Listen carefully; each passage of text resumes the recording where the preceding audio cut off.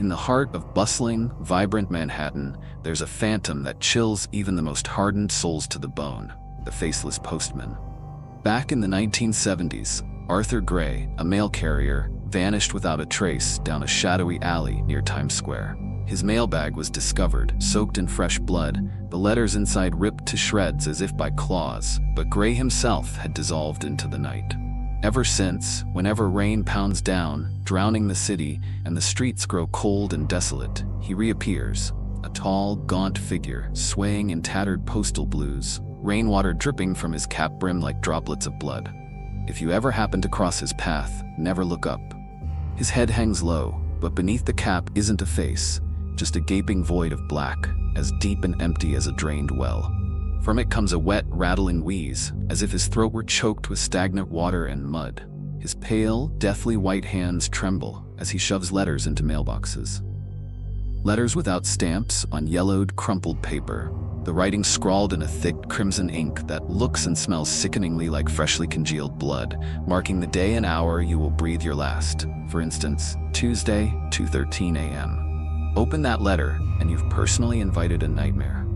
One rain-lashed night, Sarah, a young office worker living alone in a top-floor apartment on the Upper West Side, returned home late from work. The wind howled, whipping icy rain against her windows. Checking her soaked mailbox, she found a peculiar letter. No stamp, the paper yellowed as if it had existed for ages. And what sent a shiver down her spine was the scrawled crimson writing on the back. Tuesday, 2:13 a.m. Curious and a little uneasy, Sarah opened it. Inside, the shaky script repeated the same chilling message. A cold dread washed over her, but she told herself it was just a sick joke. The first night after opening the letter, Sarah tossed and turned, unable to sleep. Sometime after midnight, she jolted awake to the sound of heavy, wet footsteps dragging outside her apartment door. Thump, thump, thump. Her heart hammered in her chest. Then came the knock, slow and steady, knock, knock, knock, like the relentless ticking of fate. She huddled under her covers, trying to convince herself it was just the wind or a drunk neighbor. But fear, icy and sharp, had already taken root, squeezing the breath from her lungs. The second night, the knocking came closer, echoing right outside her bedroom door. Along with it, Sarah heard a faint, high-pitched whistling, like wind tearing through a rotten window frame. The image of the faceless void from the story flashed in her mind, and a bone-deep chill spread through her body. She pressed her hands over her ears, but the ghostly sound pierced through, sowing seeds of utter terror. The fourth night after the letter, rain continued to lash down as if the whole city were weeping for her fate. Sarah sat huddled on her old armchair, clutching a pillow, her eyes glued to the dark bedroom door. "No," she whispered, her voice hoarse. "No way. This is just a sick prank, a terrible nightmare, that's all. No faceless thing is coming here." But deep down, a cold voice echoed, mocking her weak denial. Tuesday, 2:13 a.m. The moment replayed in her mind, like a damned clock hand ticking relentlessly. "I have to do something," she mumbled, tears starting to stream down her cheeks. "There has to be a way. Call the police, they'll think I'm crazy. Tell someone? Who would believe a ridiculous story like this?" Loneliness enveloped Sarah, heavier and more suffocating than ever before. She felt like she was free-falling into a black abyss with nothing to hold on to. Suddenly, a small sound echoed from the hallway. Click. A faint sound, but in the terrifying silence of the apartment, it crashed like thunder. Sarah jumped, her heart pounding wildly. Who's there?" she stammered, her voice trembling. She knew perfectly well there was no one else here, only her and it. "I can't be afraid," she told herself, trying to muster a sliver of fragile courage. "I have to be strong. This is my home. I won't let anyone trespass." But the fleeting resolve was quickly extinguished by another wave of terror. What was supposed to happen on the third night if she opened the door? The story was clear, but she hadn't opened it. So why? Why did she feel that icy presence growing stronger, more distinct? "No, get away!" Sarah screamed, her voice cracking with fear. Her cry echoed through the empty apartment, then faded into the downpour outside. There was no response, only a terrifying silence descended. A silence that seemed to be listening, waiting. She clutched her head, trying to banish the horrifying images that swarmed her mind. The faceless void, the deep blackness, the pale, deathly hands. They all flickered before her eyes, growing clearer and more terrifying. "I don't want to die," she sobbed. "I still have so much I want to do. Why me? Why did that thing choose me?" The unanswered questions clawed at Sarah's mind, gnawing away at her last shred of sanity. She felt herself losing control, plummeting into the depths of madness and despair. Then a thought sparked in her mind, a fragile glimmer of hope in the darkness. "I'll burn it," she murmured, her voice growing more resolute. "I'll burn that damn letter.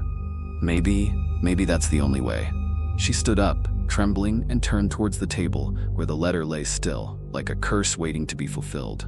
But as she took a few steps, a soft knock echoed through the apartment. Tap, tap, tap. Slow, steady, familiar in a way that made her blood run cold. Sarah froze, her entire body stiffening. Her heart seemed to stop beating. It wasn't the third night. It wasn't even 2:13 a.m. yet. So then what was it? Tears welled up again, but this time it wasn't just fear, but utter despair and helplessness. She knew who was behind that door. "No," she whispered, a choked sob escaping her lips. "Please don't." But the knocking continued, steady and relentless, like the heartbeat of death itself, counting down her time. The 6th night after the cursed letter, Sarah barely dared to blink. Every creak and groan in the apartment sent jolts of terror through her, bracing for the worst. As the night rain intensified, drumming against the windows, that familiar cloying scent of mildew filled the living room. So potent now she could almost taste the earthy tang of decay in her mouth. He was near. The next morning, as weak sunlight filtered into the apartment, Sarah shuddered at the sight of strange, damp tracks across the wooden floor, stretching from the front door all the way to the edge of the couch, where she'd spent another sleepless night. These weren't mere raindrops. They were darker, leaving a sticky residue when she touched them. Following the trail, she noticed smears of thick black mud clinging to the edge of her rug, as if someone had just stepped out of a dark, sodden place and vanished. A few days later, while reaching for a book on her shelf, Sarah recoiled as she saw a long, sharp scratch marring the cover, as if torn by claws. She was certain the book had been pristine the last time she'd read it. A cold dread snaked down her spine, the letters, and now her belongings. He was violating her sanctuary, leaving grotesque marks like chilling warnings. One night, as she drifted into a fitful sleep, Sarah suddenly felt a wave of icy cold envelop her, concentrated at the foot of her bed. She huddled deeper under the covers, her heart pounding. The room was sealed, no drafts, so where did this biting chill come from? It felt like an invisible hand, cold as frost, lightly brushing against her skin. One morning, Sarah woke with a small, inexplicable bruise on her arm. It was an odd shape, elongated and narrow, as if someone had gripped her arm forcefully. A shiver ran down her spine as she remembered the tales of the Faceless Postman's frigid touch. Had he touched her in the night? The disturbances in her apartment grew more unsettling. Sarah frequently found objects out of place.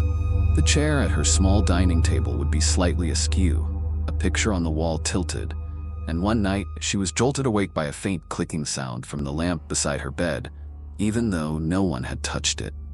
These physical manifestations weren't just instilling fear, they were making Sarah feel the Faceless Postman's presence more tangibly, more invasively. He was no longer just a shadow lurking in the periphery. He was leaving behind concrete evidence of his terrifying existence, slowly chipping away at Sarah's sanity and hope. One night, the rain returned, bringing with it that cloying, musty odor. Sarah bolted all the doors and windows, drew the curtains tight, but couldn't shake the feeling that she wasn't alone in the apartment. She sat huddled in the living room, clutching a kitchen knife, desperately trying to stay awake. Suddenly, a small sound echoed from the bathroom. A faint crack, but in the oppressive silence, it sounded like a shattering. Sarah's heart leaped into her throat. She crept towards the bathroom, knife clutched in her trembling hand. The door was ajar. She pushed it open slightly and recoiled in horror as she saw the faucet running, water overflowing onto the floor. But even more terrifying was the large mirror above the sink, now spiderwebbed with cracks. She was certain she hadn't broken it. A wave of icy cold washed over Sarah. She turned to flee, but then froze. On the shattered mirror, scrawled in a thick crimson liquid, were the words, "Tuesday has come." A silent scream caught in Sarah's throat. She remembered. Today was Tuesday, and the clock on her living room wall read exactly 2:10 a.m. In a frenzy of terror, Sarah tried to scramble away, but an unseen force seemed to hold her rooted to the spot. She felt an icy, bone-chilling hand grasp the back of her neck, yanking her hair back. The wet, rattling wheeze filled her ears, carrying the stench of mildew and something sickeningly metallic. She tried to scream, but her throat constricted, only a strangled whimper escaping her lips. Her eyes locked onto the crimson words on the mirror. Tuesday has come, a grim prophecy unfolding before her. A sudden, brutal force shoved Sarah forward, sending her staggering into the sink. A horrific crash echoed as the already cracked mirror splintered further, shards of glass piercing her skin, drawing blood. But the physical pain was nothing compared to the terror consuming her mind. Sarah felt the palpable presence surrounding her, an inexplicable, bone-deep cold. She tried to turn her head but couldn't move. It felt as if something were pinning her down. Then, an agonizing pressure clamped around Sarah's throat. She choked, clawing at the air, her lungs burning. Her eyes rolled back, staring blankly. Her face flushed crimson, then rapidly turned a horrifying shade of purple. In her final moments, Sarah saw her own terrified reflection in the jagged pieces of the mirror, a face contorted in fear, eyes pleading for a mercy that would never come. Then, darkness swallowed her, and all sound ceased. Only the dripping of the faucet continued, mingling with the soft drip, drip, drip of blood onto the cold bathroom floor. The next morning, a friend of Sarah's, worried about not being able to reach her, went to her apartment. The door was unlocked. He stepped inside and recoiled in horror as he discovered Sarah lying motionless on the bathroom floor, surrounded by a pool of water and shattered pieces of mirror. There were no signs of forced entry or a struggle. Her death was a complete mystery. The police launched an investigation. They found no discernible clues. Everything seemed normal, except for the broken mirror and the strange writing. To shed some light, they reviewed the security camera footage from the building's hallway. What they saw sent chills down everyone's spines. On the nights leading up to Sarah's death, the camera captured her alone in the hallway, but her actions were deeply disturbing. They saw her laughing and talking to herself, as if conversing with someone invisible. She waved, even embraced thin air. The horrifying climax came on the final night, when the footage showed Sarah dragging furniture from her apartment into the hallway, smashing it and then pulling it back inside. She clawed at her own face, banged her head against the wall, and finally walked into the bathroom, closing the door behind her. No one else ever appeared in the footage. Those security tapes painted a terrifying picture. Sarah had seemingly been manipulated by an unseen force, driven to bizarre acts of self-destruction, culminating in her inexplicable death in the bathroom. Her demise became a chilling tale whispered throughout the neighborhood, and no one dared utter the name Faceless Postman on a rainy night in Manhattan anymore. You've just listened to a terrifying tale about the Faceless Postman and the tragic fate of Sarah. If you enjoy chilling ghost stories and dark mysteries like this, don't forget to hit the subscribe button on our channel so you don't miss any of our upcoming terrifying content. Let's explore the darkest corners of the world together. Thank you for watching.